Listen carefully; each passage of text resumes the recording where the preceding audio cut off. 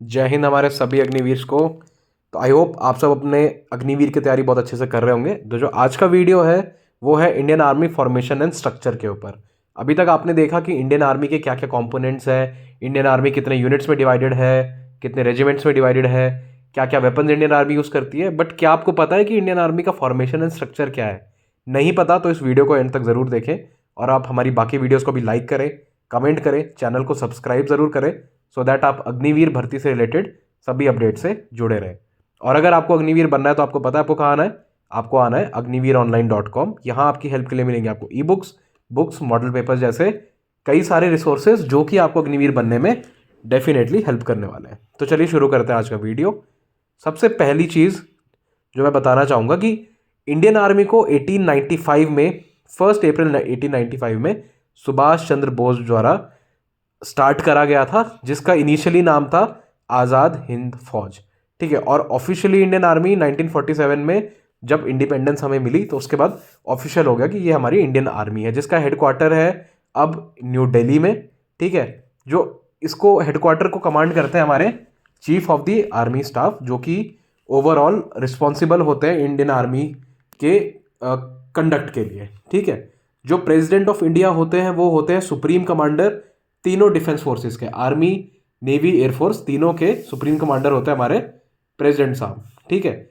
और जो ministry of defence होती है वो ओवरसी करती है हमारा army budget, army personnel and resource management को।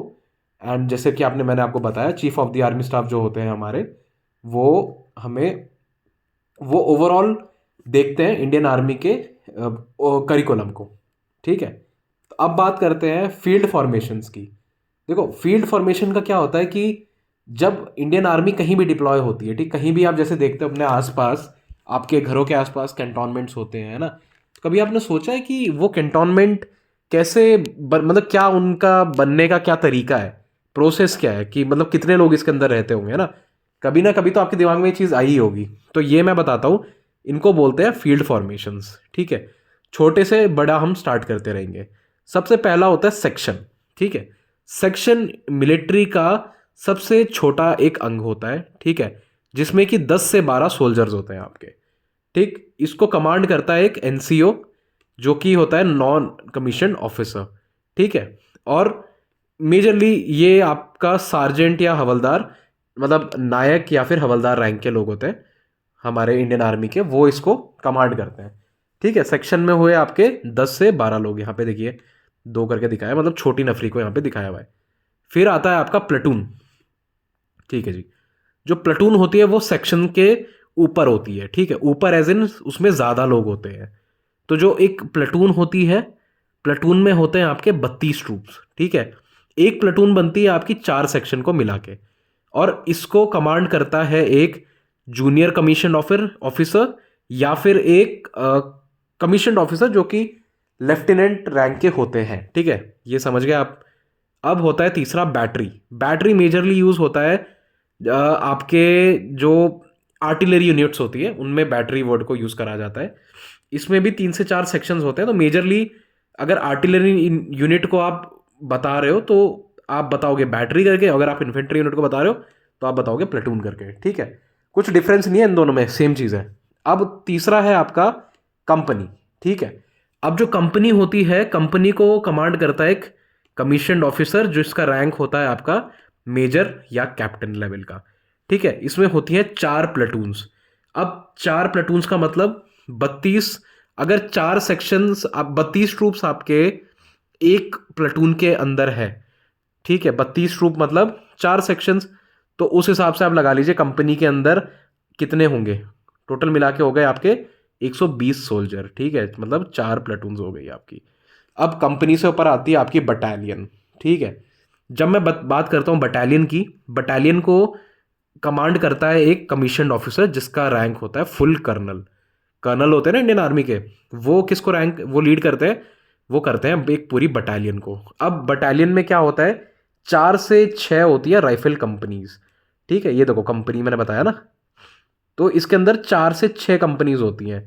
अब अगर 120 मिला के एक कंपनी है तो टोटल कितने बन गए, 900 से 1000 सोल्जर होते हैं एक बटालियन के अंदर।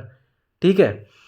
अब जो बटालियन बटालियंस होती है वो मेन फाइटिंग यूनिट्स होती हैं इन्फेंट्री की। कभी भी मतलब जब कहीं डिप्लॉयमेंट होता है, लेट से लेह लद्दाख में अगर किसी बटालियन को भेजना है तो पूरी बटालियन मूव होती है। ऐसा नहीं होता कि सेक्शन मूव कर दिया या प्लेटून मूव हो गई या कंपनी मूव हो गई, नहीं, पूरी बटालियन मूव होती है। इससे नीचे कुछ मूव नहीं होता है, क्योंकि ये सब चीज़ें बटालियन के अंदर ही होती है। ठीक है, यहाँ तक बात समझ आई। तो अभी तक हमने देखा यहाँ पे सेक्शन हो गया हमारा, प्लेटून हो गया, कंपनी हो गई, बटालियन हो गया।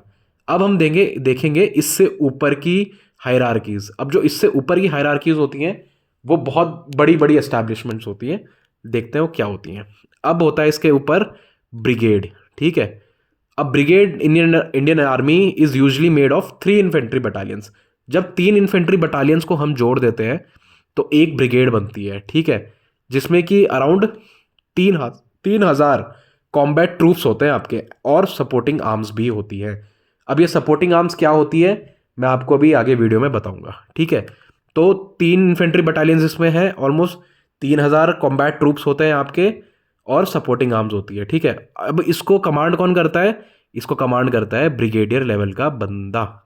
ठीक है, apart from brigade in various divisions of Indian army there are 5 independent armour brigades. ठीक है, अब जो एक ब्रिगेड होती है उसके पास लड़ने वाली यूनिट तो है ही, ठीक है, सपोर्टिंग आर्म्स भी हैं। अब इनके साथ अटैच होती हैं 5 इंडिपेंडेंट आर्मर्ड ब्रिगेड्स भी। आर्मर्ड मतलब टैंक की यूनिट्स। ठीक है, अब देखो जब फौज चलती है तो टैंक भी तो उनका हिस्सा ही है ना, टैंक भी तो पूरे लड़ाई में जाएंगे।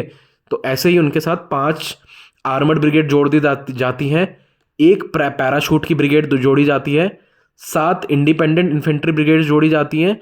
इसके अलावा 15 artillery brigades and 2 air defence groups, 3 independent air defence groups and 4 independent engineer brigades.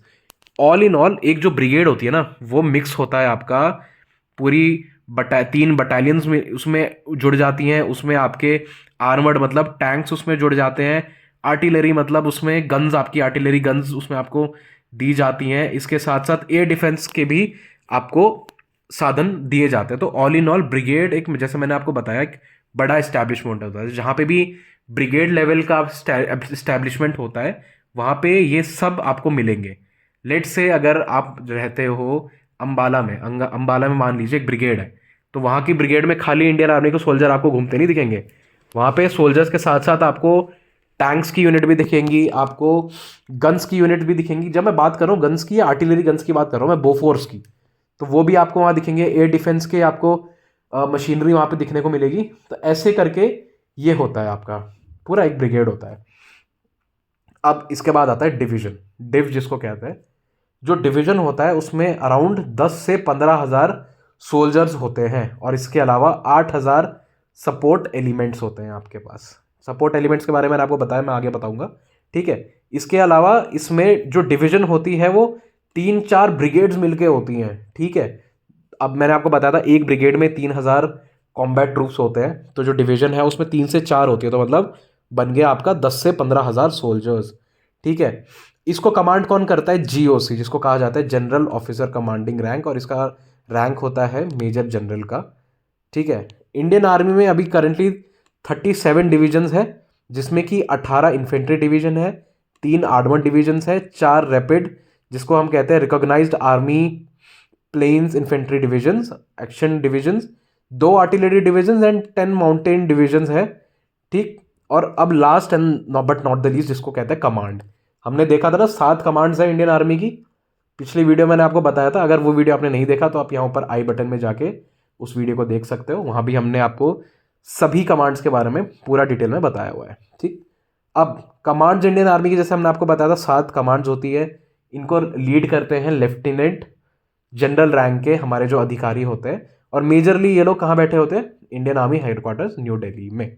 ठीक है, 6 वो जो 7 कमांड्स थी मैंने आपको कैसे क्या बताई थी, इसमें से 6 ऑपरेशनल कमांड्स होती हैं और एक है आपकी ट्रेनिंग कमांड। वो सब मैं दोबारा नहीं बताने वाला, बहुत टाइम लग जाएगा, नहीं तो आप हमारी पुरानी वीडियो में जाके देख सकते हो, उसको हमने ऊपर आई बटन पे लिंक कर दिया है।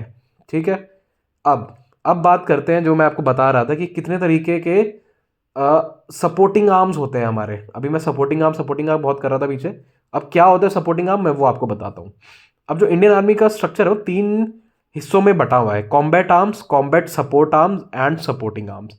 अब देखो जो कॉम्बैट आर्म्स होते हैं ना, कॉम्बैट आर्म्स होते हैं वो जो सीधे आप जंग के मैदान में लड़ने जाते हैं फेस टू फेस, ठीक है, दुश्मन से जो सीधे फेस टू फेस लोहा लेते हैं, वो हो गए आपके कॉम्बैट आर्म, जैसे कि इन्फेंट्री हो गई आपका, है ना, इसके अलावा टैंक्स हो गए आपके। तो ऐसे करके कॉम्बैट सपोर्ट आर्म्स होते हैं, जैसे कि आप जंग में जा रहे हो, पीछे से आपको गोला गोला बारूद करवाना है आगे, तो आप क्या बोलते हैं, आप आर्टिलरी वालों को बोलते हो भैया गोला बारूद करो आगे, ठीक है। ऐसे करके आपके कॉम्बैट सपोर्ट आर्म्स होते हैं। सपोर्टिंग आर्म्स में देखा जाए तो आपके भाई चोट लगती है तो फिर आपको डॉक्टर साहब आते हैं ना, नर्सिंग असिस्टेंट वाले, वो आते हैं आपके सपोर्टिंग आर्म्स में। अब आगे देखते हैं हम कि कौन कौन से जो हमारी रेजिमेंट्स हैं वो आती है combat combat support arms and supporting arms के अंदर। जब मैं बात करता हूँ कॉम्बैट आर्म्स की, तो इसके अंदर आती है इन्फेंट्री, आर्मर्ड मतलब टैंक्स हो गए, आर्टिलरी हो गई आपकी, मैकेनाइज इन्फेंट्री हो गई, एविएशन कॉप्स वाले हो गए, and corps of army air defence, ये आ गए कॉम्बैट आर्म्स के अंदर जो कि डायरेक्ट लड़ते हैं। कॉम्बैट सपोर्ट आर्म्स की बात करें तो ऑर्डिनेंस वाले जो खाना राशन पानी सब भिजवाते हैं आपका, ईएमई मतलब इंजीनियर्स जो आपके लिए पुल बनाते हैं, सप्लाई कॉप्स जो कि सामान को वहाँ तक पहुँचाते हैं आपके पास जहाँ पर भी आप हैं, सिग्नल्स जो कि आपका कम्युनिकेशन मेंटेन करते हैं, मेडिकल कॉप्स जो कि आपको मेडिकली हेल्प करते हैं, कॉप्स ऑफ इंजीनियर्स जो कि आपको इस्टेब्लिश करने में हेल्प करते हैं कुछ भी इंजीनियरिंग से रिलेटेड चीज़ें। देन आता है आपका सपोर्टिंग आर्म्स। सपोर्टिंग आर्म्स में मतलब ये एक्चुअल में वॉर में नहीं जाते हैं, बट ये आपको सपोर्ट देते हैं, जैसे कि इंटेलिजेंस कॉप आपको बताएगा कि भाई कुछ इंटेलिजेंस देगा कि यहाँ से आतंकवादी घुस गए हैं, उस गांव से आतंकवादी आए हैं, तो ये इंटेलिजेंस कॉप ऐसे काम करते हैं। डेंटल कॉप्स आपके डेंटल हाइजीन को मेंटेन करेगा अगर कुछ भी आपको डेंटल से रिलेटेड दिक्कत होती है।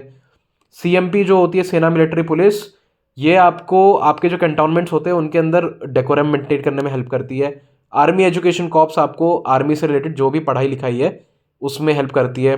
नर्सिंग कॉप्स आपको जब ट्रूप्स चोटिल हो जाते हैं तो उनको नर्सिंग में हेल्प करती है। मिलिट्री फार्म सर्विसेज, जितना भी खाना आता है मिलिट्री के पास वो ये उगाती है। टेरिटोरियल आर्मी, जो भी टेरिटरीज अंदर हमारी टेरिटरीज के अंदर हमारी टेरिटोरियल आर्मी है, वहाँ पे सिविलियंस की और हमारी वहाँ पे जो लोकल यूनिट्स हैं उनकी हेल्प करती है, ठीक है। तो ऐसे करके ये हमारे सपोर्टिंग आर्म्स हो गए, कॉम्बैट आर्म्स हो गए और कॉम्बैट सपोर्ट आर्म्स हो गए। अब आई गेस आप सबको समझ आ गया होगा। तो वीडियो अच्छा लगा हो तो आप हमें हमारे सोशल मीडिया हैंडल जैसे कि फेसबुक एंड इंस्टाग्राम पे फॉलो कर सकते हो। यहाँ भी हम आपको सेम नाम अग्निवीर ऑनलाइन से मिलेंगे, तो जल्दी से वहाँ पे जाइए, हमें फॉलो करें और ऐसे ही अपना ढेर सारा प्यार देते रहिए। जय हिंद।